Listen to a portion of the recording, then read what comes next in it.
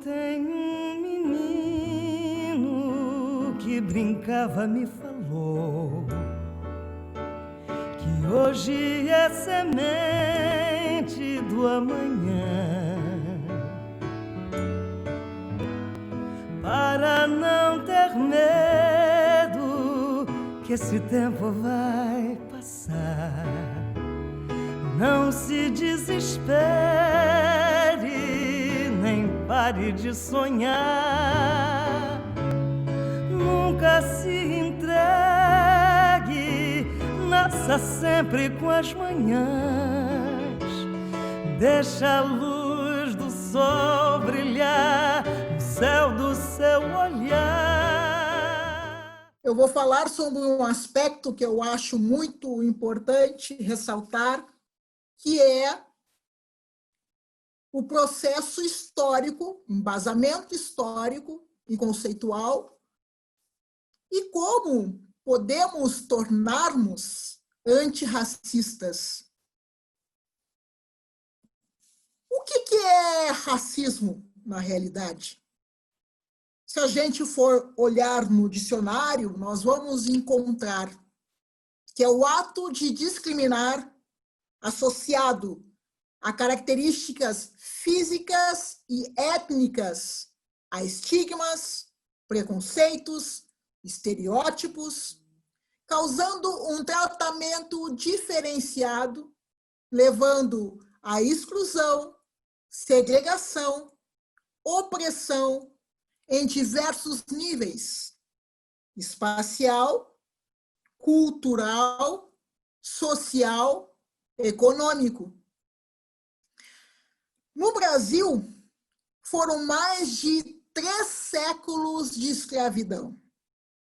O Brasil foi o último país das Américas a terminar com a escravidão.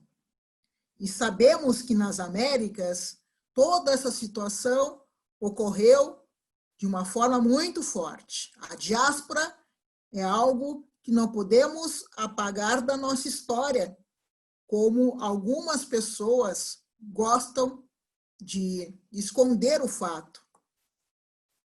E não é por aí que conseguimos resolver algumas questões. A partir de 1501 a 1870, mais de 12 milhões e 500 africanos foram raptados, vendidos como escravos e transportados para o continente americano. Em cada um desses escravizados, de cada quatro escravizados, um foi enviado para o Brasil. Ou seja, o Brasil teve 4 milhões e 800 escravizados até a metade do século XIX. 4 milhões e 800, num total de 12 milhões e 500. Então, aproximadamente 20% dessa população que foi raptada não chegou ao seu destino. Em torno de 1 milhão e 800 não chegou ao seu destino. Por que não chegou? Porque vieram em navios negreiros, chamados de tumbeiros, em condições péssimas, onde as doenças como malária, tifo, lepra e tantas outras, por tanto tempo, condicionados em condições precárias na travessia, ocorreu, então, a morte dessas pessoas. Ou tantos outros que se jogaram ao mar, preferindo a morte do que aquela condição subhumana. Então, em torno de 1.800 desses 12.500 não chegaram ao seu destino. O primeiro desembarque aqui no Brasil foi em 1530, em função da expansão da plantação de cana-de-açúcar, que era necessário mão de obra. Então, a grande quantidade começou, então, a primeira leva aqui no Brasil foi em 1530. Se diz até hoje, né, que no Brasil a escravidão não foi tão severa assim, até foi branda. E daí a gente vai procurar algumas questões e vai ver que os escravizados no Brasil duravam apenas 25 anos, enquanto que nos Estados Unidos duravam, tempo de vida, 35 anos. Ou seja, no Brasil, 25. Nos Estados Unidos, 35.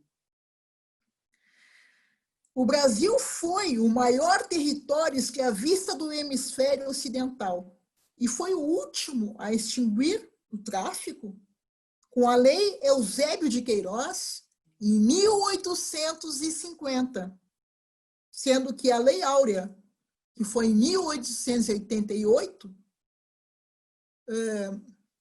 que a gente sabe que é uma data da mentira, que aconteceu em 13 de maio de 1878, mas que em dia 14 de maio de 1878, o negro estava livre, mas não tinha casa, não tinha emprego, não tinha educação, porque o governo não se teve total ausência na integração dessa população por meio de fornecimento de condições materiais e políticas para que essa sociedade pudesse receber esse novo homem livre e que esse novo homem livre pudesse garantir a sua sobrevivência e a ressignificação desse novo momento. Então, esse governo, ele não fez essa ressignificação e, através de uma prática escravocrata, permaneceu nas estruturas da República. E é importante dizer que tudo isso foi embasado, esse racismo estrutural foi embasado, através de teorias racialistas, porque até então não existia essa divisão de raças. Mas isso fez parte também de uma identidade nacional. Foi uma base da estrutura nacional para que alavancasse a sua questão capitalista. Então, o termo raça, ele foi se aflorando, né? E teorias evolucionistas e racialistas criaram premissas de uma superioridade racial em determinados grupos sociais sobre os outros, né? Quem estava ligado à civilização era uma população branca eurocentrada. Quem estava ligado à barbárie eram os não brancos, negros e índios. E através, então, dessas teorias evolucionistas e racialistas, se criou esse estigma.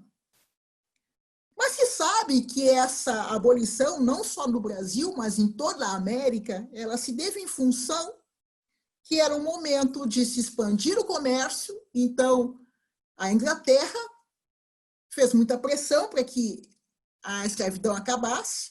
E aqui no Brasil, em função que tinham medo que surgisse uma reforma agrária, né? E que sentiam medo, então, os republicanos, o movimento republicano e esse medo da reforma agrária, então se juntou-se aos latifundiários e disse, então vamos fazer com que haja, juntamente com toda uma liberação de abolicionistas e de movimentos negros muito fortes, de quilombos e outras coisas, e resolveu-se então, naquele momento, que deveria ser realizado. Só que, ao mesmo tempo que aconteceu isso, aqui no Brasil, houve uma grande demanda e chegada de imigrantes que vieram trabalhar no campo, na terra, ou seja, os negros perderam o seu trabalho na zona rural e não tinham cidadania nenhuma, pelo fato que eles não puderam estudar. Então, a educação não existia, eram analfabetos, e assim também não podiam votar. E algo muito importante, a tortura era legalizada para os escravos, para os escravizados. Na abolição, o açoite e o espancamento continua, é difundido e realizado pelos agentes policiais. Na lei da vadiagem, porque após a abolição, o negro não tinha habitação e não tinha emprego. Criou-se uma lei da vadiagem, que aquele que não tivesse onde morar e estivesse na rua ou fosse capoeirista, aquele que pratica a capoeira, e a grande maioria dos negros eram capoeiristas, poderiam ser presos. Então, nós já entendemos o quanto aí já existe o aumento da massa carcerária no Brasil, ser tão elevada de uma população negra, sem moradia, sem trabalho e na pobreza. A mestiçagem, que a gente tanto fala, no início do século XIX, se dizia que seria um atraso para o país, e o país tinha que se modernizar. Então, significava branquear a sociedade brasileira. Também, por isso, a vinda dos europeus. E aí, estamos na questão do mito da democracia racial, da convivência harmônica. Na realidade, não existia uma convivência harmônica, mas sim o fato de não vamos tocar nesse assunto, não vamos falar sobre isso e vamos viver todos bem. Então, cria-se uma falsa meritocracia, onde os negros e brancos se imagina em uma condição de igualdade em oportunidades e recursos, e que o fracasso do negro era resultado das suas características pessoais. E aí, novamente, a questão das teorias evolucionistas e racialistas que colocam que há uma raça superior. Então, o país, as Américas, enfim, são estruturadas em cima de bases escravocratas que geraram o que nós chamamos hoje de racismo estrutural. Na educação, no período colonial, quem realizava eram os jesuítas, que tinham o intuito, naquele momento, do controle e disciplinarização do negro nas atividades do trabalho escravo. No Império, a coroa portuguesa, em 1808, traz as primeiras escolas de primeiras letras no Brasil, que era proibido ao escravo. Em 1824, surge a primeira Constituição do nosso país. E aí há uma instrução de escola gratuita a todos os cidadãos. Só que os negros não eram considerados cidadãos. Então, era proibida a escola aos escravizados. Em 1827, surgem as escolas pagas, as universidades e os colégios, que eram frequentadas só pela elite, devido aos altos custos. Em 1854, surge um decreto onde é obrigatório que todas as crianças a partir de 7 anos terão escola gratuita, escolas públicas. Porém, é proibido, é negado a as crianças que são portadoras de doenças contagiosas, e escravizados não podiam. Escravizados não podiam. libertos ainda, faltava recursos para material escolar, para aquisição de vestimentas, a mão de obra, muitas vezes, para a subsistência familiar era necessário trabalhar muito cedo, muito cedo, muito cedo, além do fato de, ao enfrentar racismo no ambiente escolar, a criança livre, né, ex-escravizada, acabava saindo. É importante dizer que, em 1871, foi feita a Lei do Ventre Livre, no qual, com a maioridade, teria-se a liberdade. Mas, se o negro durava apenas 25 anos aqui no Brasil, na maioridade, então ele já estava morto. Lilian, a partir de agora você tem 5 minutos. Sim. A Lei dos Sexagenários, em 1835, que ficaria livre com a idade de 65 anos ou superior a essa. 65 anos, quem durava? Escravizado durava aos 65 anos. Então, é necessário colocar que a educação foi feita, então, a partir de procedimentos dos próprios movimentos, através dos movimentos negros, de escolas que foram fundadas por esses negros, através também da religiosidade, nos terreiros da matriz africana, nos clubes sociais negros. A minha família pertenceu à Sociedade Beneficente Floresta Aurora, que é anterior à Lei Áurea, e ela dava aula, aqueles que sabiam mais davam aula para aqueles que sabiam menos, para que soubessem, pelo menos, escrever e fazer cálculos matemáticos. Depois surgiram, na República, as escolas de ensinos técnicos, e aí sim melhorou muito, as coisas começaram, os negros começaram a conseguir estudar. Então, como tornar-se antirracista? Primeiro, tem a zona de medo, a zona do aprendizado e a zona do crescimento. Onde é que você está nessa linha? Onde é que nós estamos nessa linha? A zona do medo. Eu evito falar de questões difíceis, eu me esforço para me sentir confortável, eu falo só com aqueles que pensam exatamente como eu e que se parecem comigo.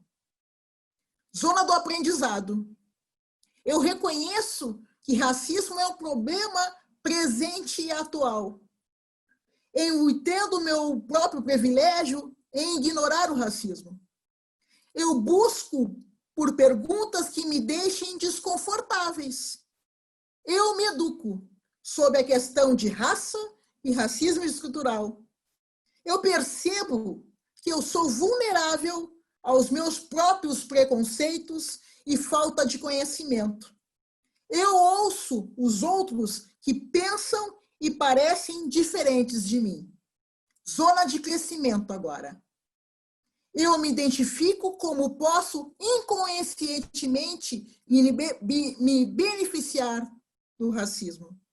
Eu promovo e defendo políticas e líderes que sejam antirracistas. Eu me permito estar confortável com o meu desconforto. Eu ajo quando vejo o racismo em ação. Isso é muito importante. Muitas vezes a gente percebe uma ação racista e ficamos quietos. Não é comigo. Afinal, eu não sou racista. O cara lá que está sendo racista. O que eu faço quando eu vejo uma ação racista na minha frente? Eu educo meus colegas sobre como o racismo é prejudicial para qualquer profissão. Eu não deixo erros me impedirem de ser melhor. Eu cedo posições de poder para aqueles que são, caso contrário, marginalizados. Eu me cerco de pessoas que pensam e parecem diferentes de mim. Acho importante nós, como facilitadores e como educadores, olharmos para o nosso mundo da biodança e da educação biocêntrica. Quantos de nós estamos aqui Quantos negros fazem parte da biodança? A biodança ainda continua sendo uma biodança, muitas vezes, de salão para uma classe média branca. Muitas vezes olhamos e percebemos que não vemos negros nos nossos espaços. E quando nos vemos frente a uma situação